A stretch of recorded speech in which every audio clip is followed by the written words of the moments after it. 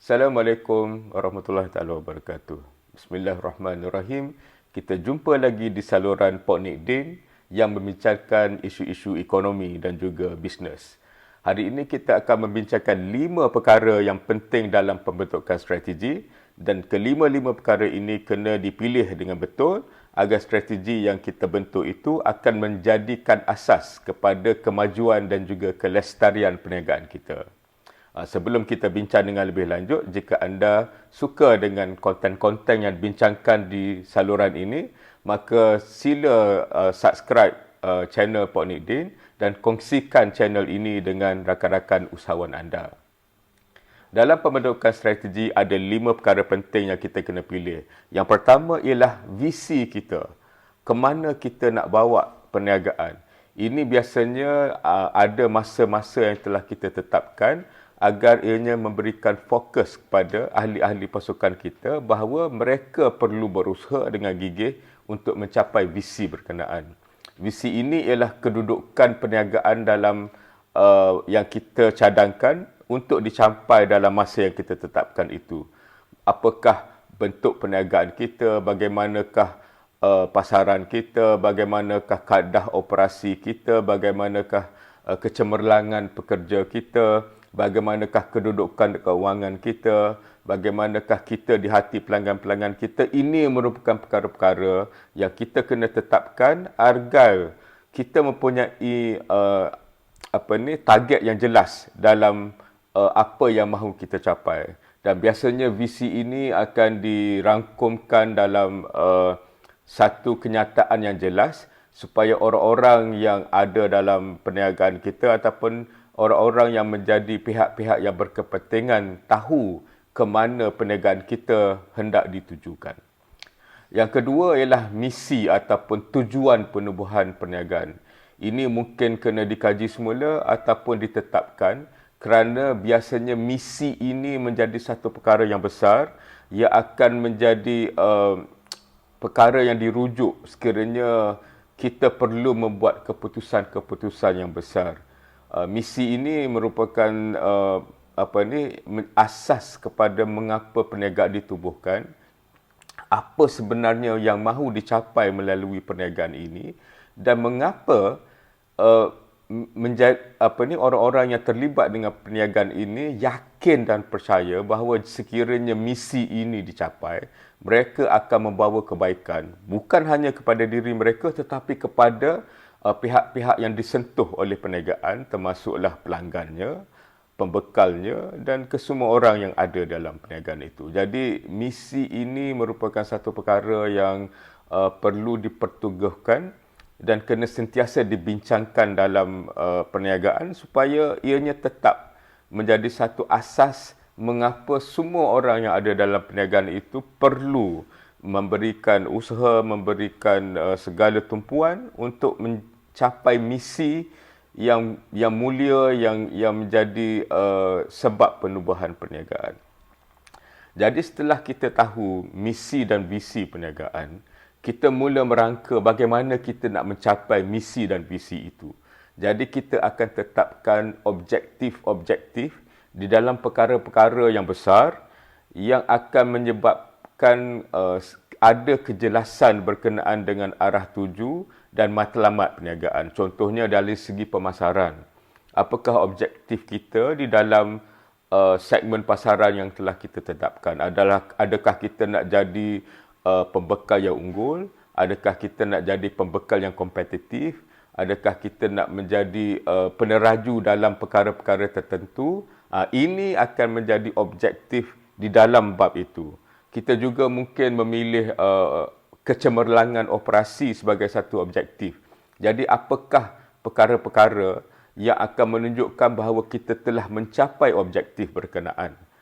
Keuangan juga mungkin menjadi satu perkara penting sebab kita nak kena biayai perniagaan, kita kena pastikan kita mempunyai dana yang cukup untuk melabur di dalam perkara-perkara yang akan membina keupayaan perniagaan dan kita juga mungkin memerlukan dana untuk mengadakan R&D bagi menghasilkan produk-produk terbaru dan kompetitif.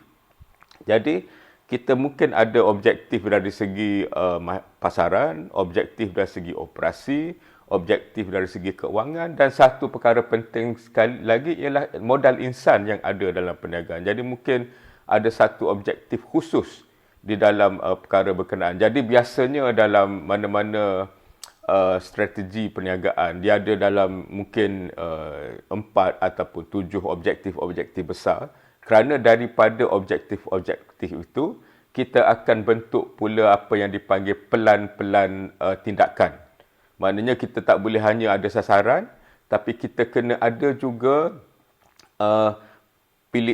tindakan-tindakan khusus yang akan kita ambil untuk pastikan bahawa setiap objektif itu bukan hanya menjadi sasaran di dinding-dinding saja, tetapi menjadi sasaran dalam setiap tindakan, keputusan dan usaha perniagaan. Jadi setiap objektif mungkin ada 3, 4 ataupun 5 pelan-pelan tindakan masing-masing yang telah difikirkan, yang telah dibentuk berdasarkan data dan maklumat dan pelbagai feedback yang kita dapat dalam proses pembentukan strategi ini.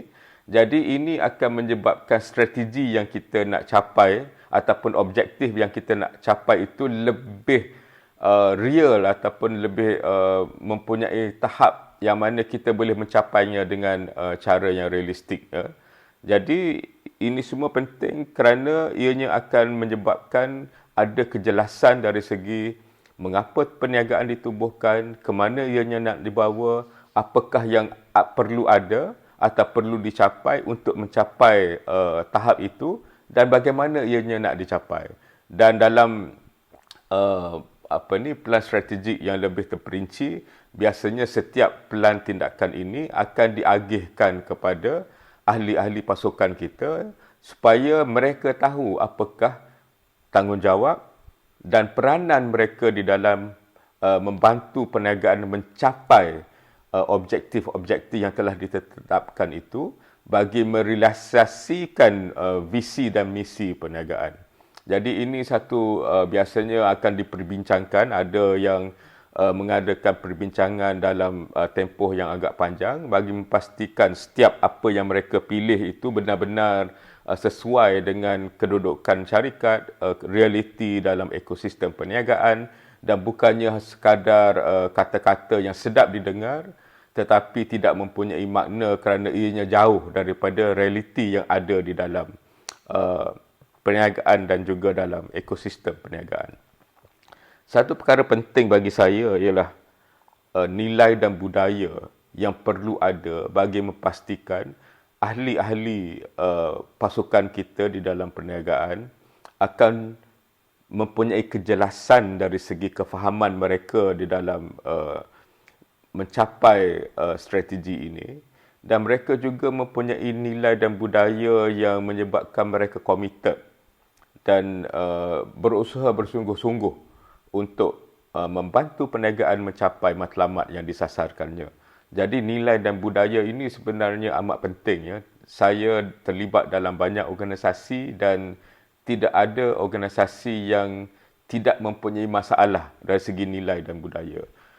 Nilai dan budaya akan memandu ahli-ahli pasukan kita dari segi komitmen dalam pekerjaan, komitmen dalam berusaha, memilih jalan-jalan yang benar-benar membantu perniagaan untuk mencapai matlamatnya dan menjauhkan perniagaan daripada risiko-risiko yang mungkin akan dihadapi sekiranya mereka membuat pilihan yang salah dan membuat keputusan dengan sambil lewa sahaja. Jadi nilai dan budaya juga bagi saya patut dimasukkan dalam dokumen yang merekodkan strategi ini agar kita tidak terlepas pandang dimensi manusia itu. Kita bukan hanya mahu bercerita tentang ilmu yang mereka ada, kemahiran yang mereka ada, tetapi nilai di dalam jantung hati mereka dan budaya yang mereka serlahkan di dalam perniagaan akan juga membantu dari segi pencapaian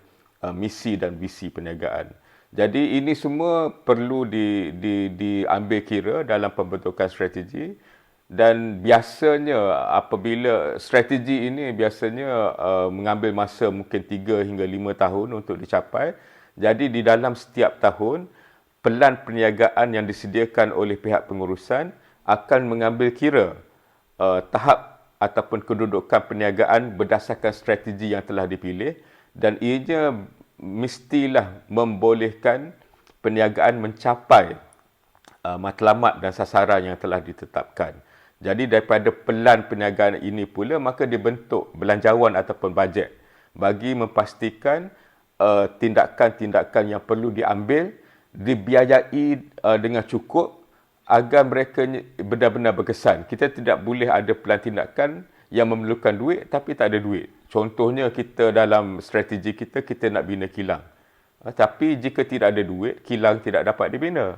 Jadi dalam pembentukan strategi, sekiranya kita tahu kita ada kekangan dari segi keuangan, maka mungkin dari segi membeli kilang, kita akan kata kita nak sewa kilang. Jadi ini menyebabkan perancangan kita, tindakan yang kita pilih lebih realistik berdasarkan kedudukan keuangan yang kita ada. Sebab itulah tuan-tuan dan puan-puan, dalam pembentukan strategi ini, ada juga yang perniagaan yang terus mengenal pasti risiko yang ada. Dan biasanya dalam strategi ada 3 risiko besar. Yang pertama ialah risiko persaingan. Sama ada strategi yang kita pilih dan bentuk ini mampu menjadikan perniagaan kita mempunyai daya saing yang tinggi. Kerana kita telah bincang sebelum ini bahawa dalam alam yang nyata kita kena bersaing.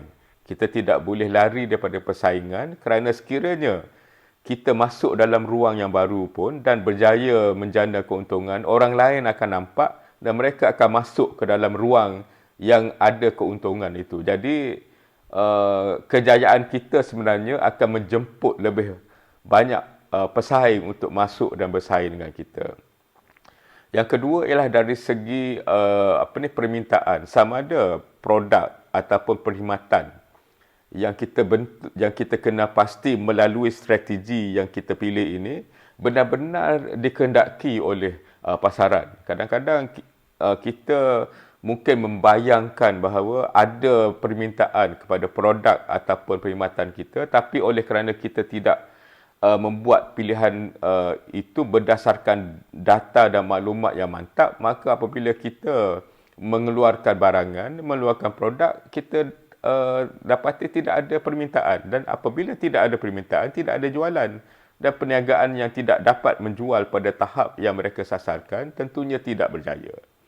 Dan perkara ketiga dan mungkin paling penting ialah kemampuan kita untuk melaksanakan strategi ini. Kadang-kadang kita nak bulan dan bintang, tapi kita sebenarnya baru berniaga, mempunyai dana yang kecil, tidak ada kemampuan.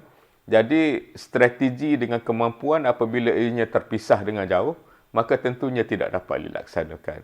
Jadi kita kena realistik dalam membentuk strategi. Sebab itulah dalam pembinaan pelan perniagaan ataupun business plan tahunan, kita boleh bermula dengan tahap yang realistik, kemudian kita sasarkan sasaran yang lebih tinggi berdasarkan kemampuan yang makin bertambah. Jadi ini secara keseluruhannya akan membolehkan kita melaksanakan strategi dengan cara yang lebih mantap. Jadi strategi ini walaupun ianya merupakan aspirasi, ianya merupakan peta yang mahu kita ikuti bagi mencapai kejayaan, tapi dalam masa yang sama kita kena pastikan ianya juga realistik untuk dilaksanakan, kerana sekiranya ahli pasukan kita nampak bahawa ianya tidak realistik, mungkin mereka kurang motivasi, mereka kurang keyakinan, mereka kurang berusaha dan akhirnya perniagaan kita tidak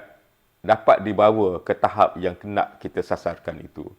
Jadi inilah pentingnya mengapa kita kena ada 5 perkara yang dipilih untuk membentuk strategi, misi kita, visi kita, objektif yang nak dicapai, bagaimanakah kita nak mencapai objektif itu melalui pelan-pelan tindakan, dan nilai dan budaya yang membantu di dalam menjadikan ahli pasukan kita committed untuk mencapai apa yang nak dicapai itu. Jadi sekiranya anda semua berasa ini merupakan satu perbincangan yang baik, sila subscribe channel ini dan kongsikan channel Pok Nikding dengan rakan-rakan usahawan. Semoga kita dapat mengukuhkan lagi keusahawanan di negara kita. Sekian, wabillahi taufiq wal hidayah. Assalamualaikum warahmatullahi taala wabarakatuh.